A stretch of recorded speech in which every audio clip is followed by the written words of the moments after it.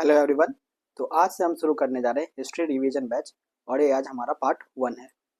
First question है, Palaeolithic period lasted approximately from. पूरा पाषाण काल लगभग कब से कब तक था?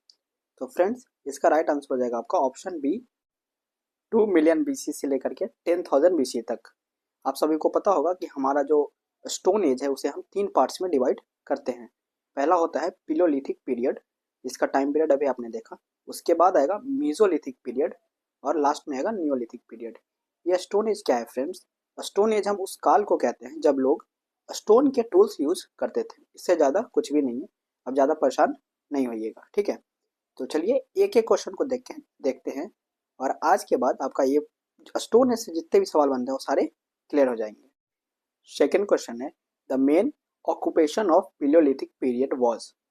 पूर्व पाषाण काल के लोगों का मुख्य व्यवसाय क्या था?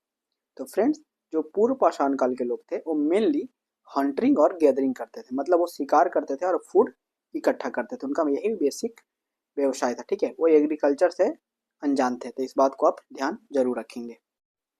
थर्ड क्वेश्चन है, palaeolithic people mainly used which type of tools.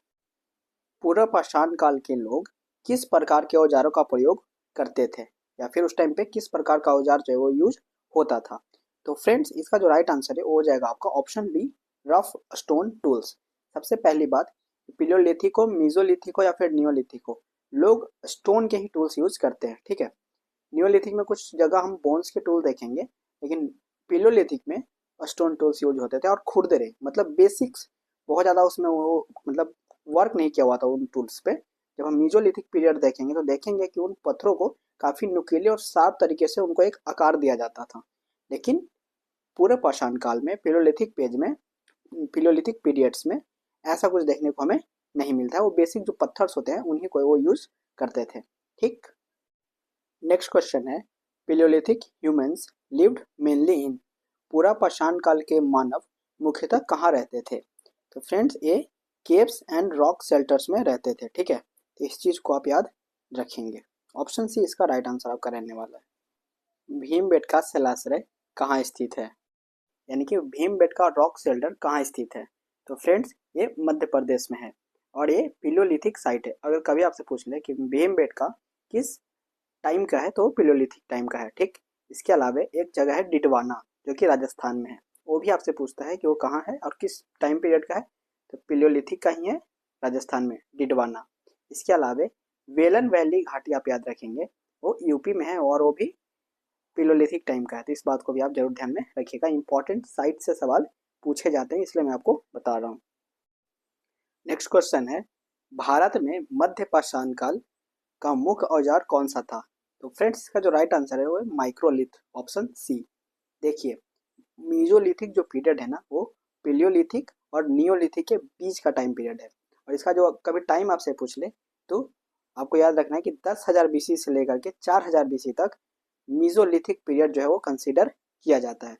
यहाँ पे बेसिकली क्या डिफरेंस है पिलियोलिथिक से? तो डिफरेंस है कि यहाँ पे छोटे छोटे पत्थर से काफ़ी नुकीले और अच्छे शेप के औजार बनाए जाते थे, जिसे माइक्रोलिथ कहते हैं। ये वर्ड काफ़ी इंपॉर्टेंट है, माइक्रोलिथ, ठीक है? माइक्रोलिथ जैसा कुछ भी दिखे तो आप याद रखिएगा ये मीजोलिथिक पीरियड का है, ठीक। नेक्स्ट क्वेश्चन है, मध्य पाषाण काल में किस पशु को पालतू बनाया गया था?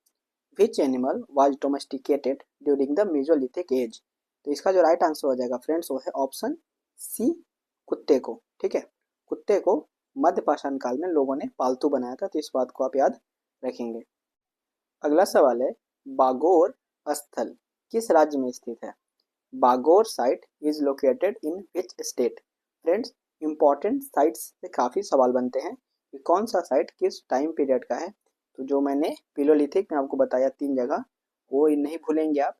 इसके अलावा मेसोलिथिक पीरियड में भी हम 2-3 जगह देखेंगे और नियोलिथिक पीरियड में भी 2 या 3 इंपॉर्टेंट साइट्स देखेंगे।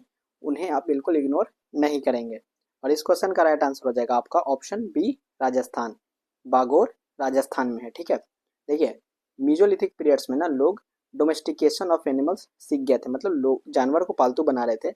इसके अलावा एक और इम्पॉर्टेंट साइट है जो कि आपको पता होना चाहिए, वो है आदमगढ़, और ये मध्य प्रदेश में, तो ये भी आप याद रखेंगे, ठीक है?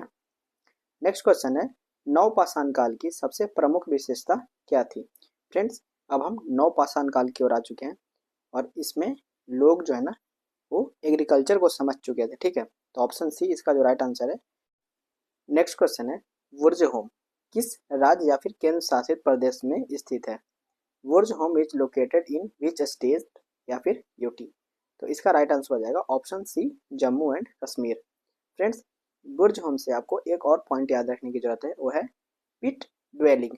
देखिए होता क्या था कि जो बुर्जहोम एक जगह है जम्मू कश्मीर में, वहाँ पर लोग जमीन को खोद करके जमीन के अंदर मतलब एक घर बनाते थे। ठीक है, इसे पिट ड्वेलिंग बोलते हैं। ठीक, तो यहाँ पर लोगों ने अपने अपने मतलब रहने के लिए एक अलग तरीके का कुछ जुगाड़ लगाया। इस बात को आप जरूर याद रखिएगा। पिट ड्वेलिंग से काफ़ी सवाल एग्जाम्स में बनते हैं। पिट ड्वेलिंग कहाँ के मतलब लोग करते थे? तो बुर्जहोम के, और वो जम्मू कश्मीर में। ठीक है, नेक्स्ट क्वेश्चन है, बुर्जहोम स्थल की विशेषता क्या थी? तो फ्रेंड्स, अभी हमने देखा कि वहाँ के लोग जो हैं वो अपने रहने के लिए भूमिगत घर मतलब जमीन को खोद करके घर बनाते थे। इसे पिट ड्वेलिंग के नाम से जानते हैं। ऑप्शन बी इसका राइट आंसर आपका रहने वाला है। नेक्स्ट क्वेश्चन है, कोल्डिहवा किस राज्य में स्थित है? फ्रेंड्स, कोल्डिहवा काफ़ी इंपॉर्टेंट साइट है और यहाँ से हमें धान की खेती के साक्ष्य मिले हैं। ठीक है, राइस की खेती के। इसके अलावा एक और इम्पॉर्टेंट साइट है नियोलिथिक पीरियड का, वो है मेहरगढ़, जहाँ से हमें प्राचीन मतलब खेती के साक्ष्य मिले हैं। मतलब यहाँ से हमें चावल के साक्ष्य मिले, वहाँ से खेती के साक्ष्य मिले हैं। अनाज पूछ ले तो आप बता सकते हैं कि जौ वगैरह। ठीक है, इसके अलावा बिहार का एक इम्पॉर्टेंट साइट है चिरांद, जहाँ पे बोन के स्टूल मिले यानी कि हड्डियों से बने हुए औजार के साक्ष्य हमें मिलते हैं। चिरांद एक जगह है बिहार में। इसके अलावा एक जगह है गुफ कराल, जो कि जम्मू एंड कश्मीर में है, वो भी एक नियोलिथिक साइट है। तो ये इंपॉर्टेंट साइट्स हैं जो आपसे फ्रीक्वेंटली एग्जाम्स में पूछे जाते हैं, तो इनको आप जरूर ध्यान में रखिएगा। हमारा अगला सवाल है, चिरांद किस राज्य में स्थित है? तो अभी मैंने आपको बताया कि चिरांद जो है वो बिहार में है।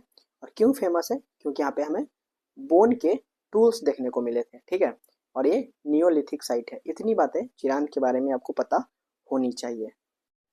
नेक्स्ट क्वेश्चन है, नवपाषाण काल में किस प्रकार के औजार उपयोग में लाए गए? Which type of tools were used in neolithic age? तो देखिए ऑप्शन ए में लिखा हुआ है रफ स्टोन टूल्स, जो हमने देखा है पिलोलिथिक पीरियड में देखने को हमें मिले थे।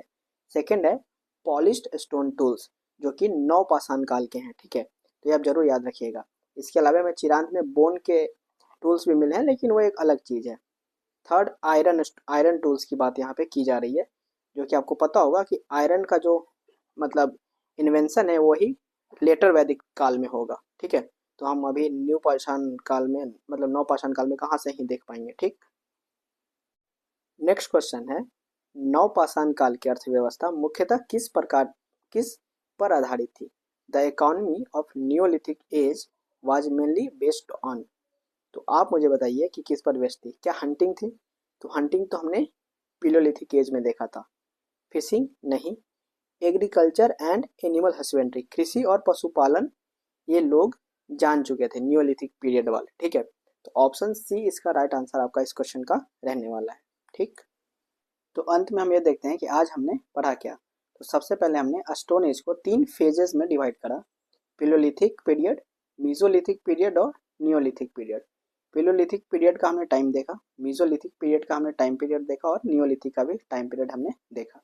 इसके अलावा लोग किस तरीके से ऑक्यूपेशन कर रहे थे, मतलब पिलोलिथिक का ऑक्यूपेशन क्या है, मीजोलिथिक का क्या है और नियोलिथिक का क्या है, ये हमने देखा। इसके अलावा कुछ इंपॉर्टेंट साइट्स होते हैं जो पूछे जाते हैं एग्जाम्स में, उसे भी हमने अच्छे से कवर किया है। ठीक है, तो इतना कुछ पढ़ने के बाद आपका स्टोन एज जो है वो क्लियर हो जाता है। आप किसी भी टेस्ट को जा करके दीजिए, इन्हीं सब सवालों को आप वहाँ पर पाएंगे। ठीक है, तो हमारा स्टोन एज क्लियर है।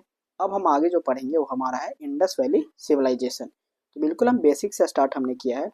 एमसीक्यू के थ्रू हम हर टॉपिक को अच्छे से रिवाइज करेंगे।